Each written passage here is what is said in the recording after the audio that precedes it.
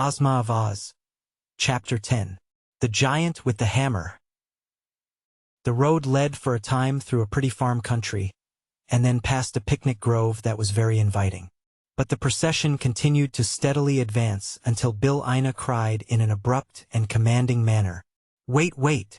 Ozma stopped her chariot so suddenly that the Scarecrow's sawhorse nearly ran into it, and the ranks of the army tumbled over one another before they could come to a halt.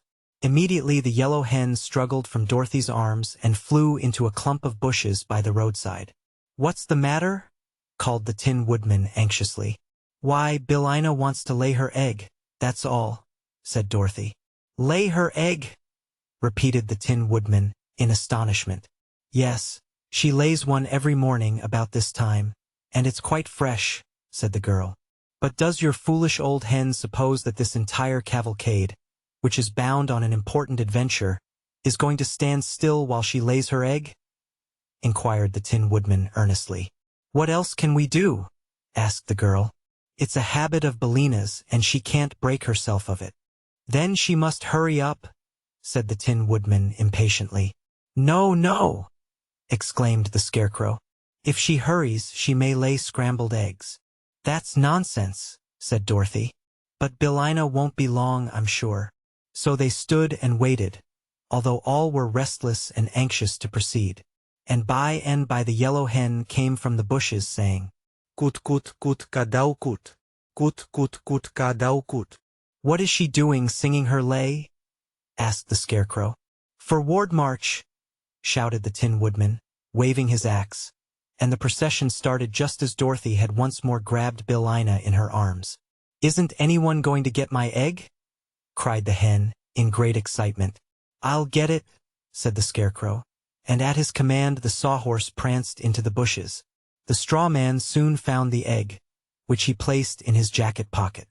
The cavalcade, having moved rapidly on, was even then far in advance. But it did not take the sawhorse long to catch up with it, and presently the Scarecrow was riding in his accustomed place behind Ozma's chariot. "What shall I do with the egg?" he asked Dorothy. "I do not know," the girl answered. "Perhaps the hungry tiger would like it." "It would not be enough to fill one of my back teeth," remarked the tiger. "A bushel of them, hard-boiled, might take a little of the edge off my appetite. But one egg isn't good for anything at all that I know of." "No, it wouldn't even make a sponge cake," said the Scarecrow thoughtfully. "The Tin Woodman might carry it with his axe and hatchet, but after all I may as well keep it myself for a souvenir." So he left it in his pocket. They had now reached that part of the valley that lay between the two high mountains which Dorothy had seen from her tower window. At the far end was the third great mountain, which blocked the valley and was the northern edge of the land of Ev. It was underneath this mountain that the Gnome King's palace was said to be, but it would be some time before they reached that place. The path was becoming rocky and difficult for the wheels of the chariot to pass over, and presently a deep gulf appeared at their feet which was too wide for them to leap. So Ozma took a small square of green cloth from her pocket and threw it upon the ground. At once it became the magic carpet, and unrolled itself far enough for all the cavalcade to walk upon. The chariot now advanced, and the green carpet unrolled before it, crossing the gulf on a level with its banks, so that all passed over in safety. "That's easy enough," said the Scarecrow. "I wonder what will happen next." He was not long in making the discovery, for the sides of the mountain came closer together until finally there was but a narrow path between them, along which Ozma and her party were forced to pass in single file. They now heard a low and deep thump, thump, thump, which echoed throughout the valley and seemed to grow louder as they advanced. Then, turning a corner of rock, they saw before them a huge form, which towered above the path for more than 100 feet. The form was that of a gigantic man built out of plates of cast iron, and it stood with one foot on either side of the narrow road and swung over its right shoulder an immense iron mallet, with which it constantly pounded the earth.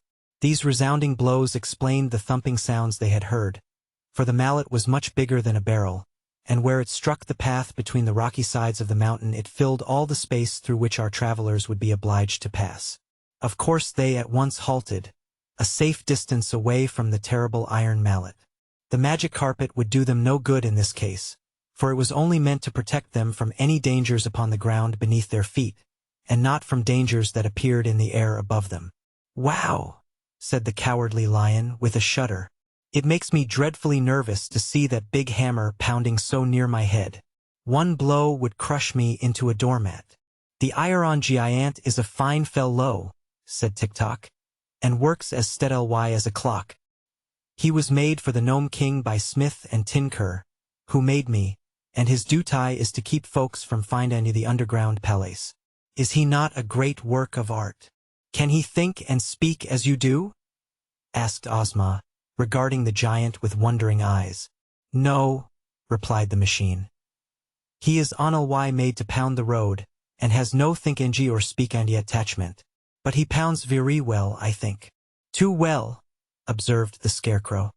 "He is keeping us from going farther. Is there no way to stop his machinery?" "Only the Gnome King, who has the key, can do that," answered Tick-Tock. "Then," said Dorothy anxiously, "what shall we do?" "Excuse me for a few minutes," said the Scarecrow, "and I will think it over."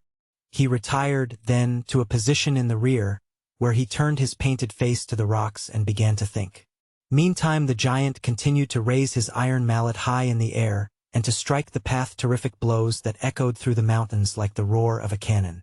Each time the mallet lifted, however, there was a moment when the path beneath the monster was free, and perhaps the Scarecrow had noticed this, for when he came back to the others he said, "The matter is a very simple one, after all. We have but to run under the hammer, one at a time, when it is lifted, and pass to the other side before it falls again. It will require quick work if we escape the blow," said the Tin Woodman with a shake of his head. "But it really seems the only thing to be done. Who will make the first attempt?" They looked at one another hesitatingly for a moment. Then the Cowardly Lion, who was trembling like a leaf in the wind, said to them, "I suppose the head of the procession must go first, and that's me. But I'm terribly afraid of the big hammer." "What will become of me?" asked Ozma. "You might rush under the hammer yourself, but the chariot would surely be crushed." "We must leave the chariot," said the Scarecrow. "But you two girls can ride upon the backs of the lion and the tiger." So this was decided upon, and Ozma, as soon as the lion was unfastened from the chariot, at once mounted the beast's back and said she was ready. "Cling fast to his mane," advised Dorothy. "I used to ride him myself, and that's the way I held on." So Ozma clung fast to the mane, and the lion crouched in the path and eyed the swinging mallet carefully until he knew just the instant it would begin to rise in the air. Then, before anyone thought he was ready, he made a sudden leap straight between the iron giant's legs, and before the mallet struck the ground again the lion and Ozma were safe on the other side. The tiger went next. Dorothy sat upon his back and locked her arms around his striped neck, for he had no mane to cling to. He made the leap straight and true as an arrow from a bow, and ere Dorothy realized it she was out of danger and standing by Ozma's side. Now came the Scarecrow on the sawhorse, and while they made the dash in safety they were within a hair's breadth of being caught by the descending hammer. Tick-Tock walked up to the very edge of the spot the hammer struck, and as it was raised for the next blow, he calmly stepped forward and escaped its descent. That was an idea for the Tin Woodman to follow, and he also crossed in safety while the great hammer was in the air. But when it came to the 26 officers and the private, their knees were so weak that they could not walk a step. "In battle we are wonderfully courageous," said one of the generals, "and our foes find us very terrible to face. But war is one thing and this is another.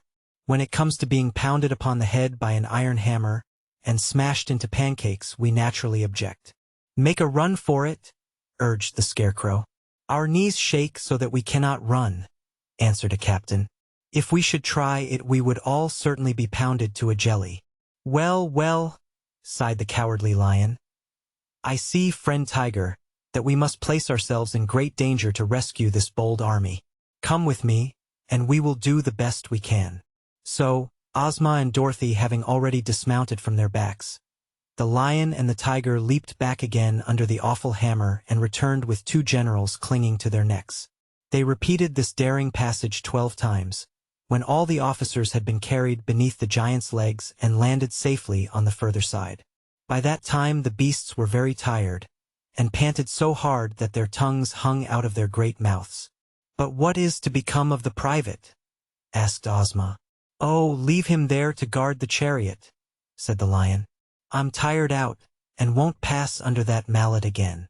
The officers at once protested that they must have the private with them, else there would be no one for them to command. But neither the lion or the tiger would go after him, and so the scarecrow sent the sawhorse. Either the wooden horse was careless, or it failed to properly time the descent of the hammer, for the mighty weapon caught it squarely upon its head, and thumped it against the ground so powerfully that the private flew off its back high into the air, and landed upon one of the giant's cast-iron arms. Here he clung desperately while the arm rose and fell with each one of the rapid strokes. The scarecrow dashed in to rescue his sawhorse, and had his left foot smashed by the hammer before he could pull the creature out of danger. They then found that the sawhorse had been badly dazed by the blow, for while the hard wooden knot of which his head was formed could not be crushed by the hammer, both his ears were broken off and he would be unable to hear a sound until some new ones were made for him. Also his left knee was cracked, and had to be bound up with a string. Billina having fluttered under the hammer, it now remained only to rescue the private who was riding upon the iron giant's arm, high in the air. The scarecrow lay flat upon the ground and called to the man to jump down upon his body, which was soft because it was stuffed with straw. This the private managed to do, waiting until a time when he was nearest the ground and then letting himself drop upon the scarecrow. He accomplished the feat without breaking any bones, and the scarecrow declared he was not injured in the least. Therefore, the Tin Woodman having by this time fitted new ears to the sawhorse, the entire party proceeded upon its way, leaving the giant to pound the path behind them.